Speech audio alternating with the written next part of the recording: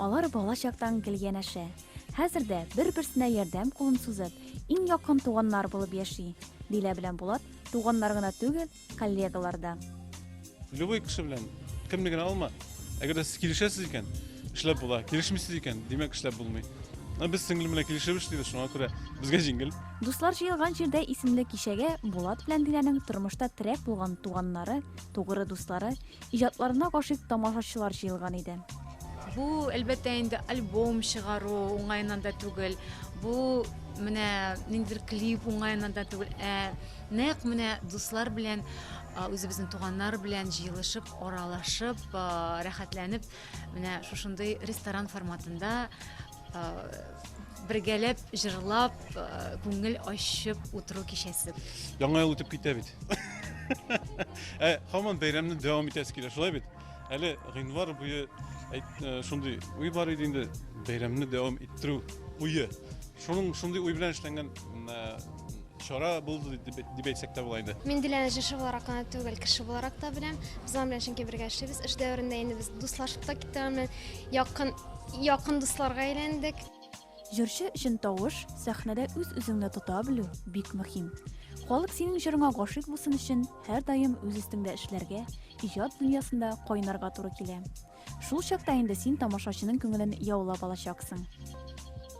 Әлбәттә инде фанатлар бар, алар бик күп шәһәрләрдә, төрле шәһәрләрдән язалар, без алар белән аралашабыз. Инде 13 елдан артык минем иҗатымны күзәтеп, аны тыңлап һәм яратып торган кеше Лилия Шакирова да бүген бездә. Беренче тыңлауда ук мен аны иҗатта шунда чыннан да гашыйк булдым. Белмим, ошады и все. Беренче концертлары әлдә исемдә ничек үткәннәре, ничек булганнары, ничек билетлар сатып алганнары, әле хәтеремдә үземнең апам инде яңа афишасында бүләк итеп каяндыр алып кайтканнар, әле ул минем һаман да сакланып торалар. Беренче аудио кассеталарда һаман тора ул теге. Миндә музей анда бар. Диләнең бөтен фотолары миндә сакланып тора. Чыннан да ул чыннан да аның бөтен әсәсе миндән чыкты бик кичкенә музей сыман. Җырга абыйлы сеңелле Ниматуллиннар кичкенәдән гашыйк. Алар өчен сәхнә ул яшәү рәвеше.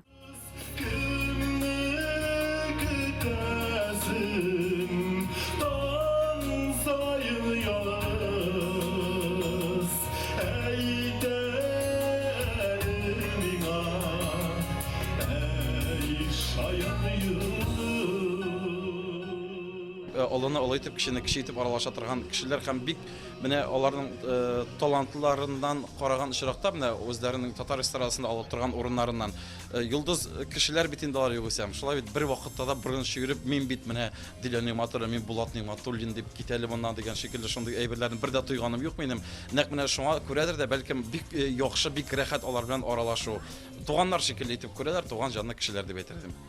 Һәр баланың беренче тәнкыйтьчесе әти-әнисе. Алар тормышта безгә юл күрсәтә, кайгыда да, шатлыкта да көчеп сөя. Дилә белән Булатның да әлеге кичәдә иң зур кунагы әтиләре Җәүдәт иде.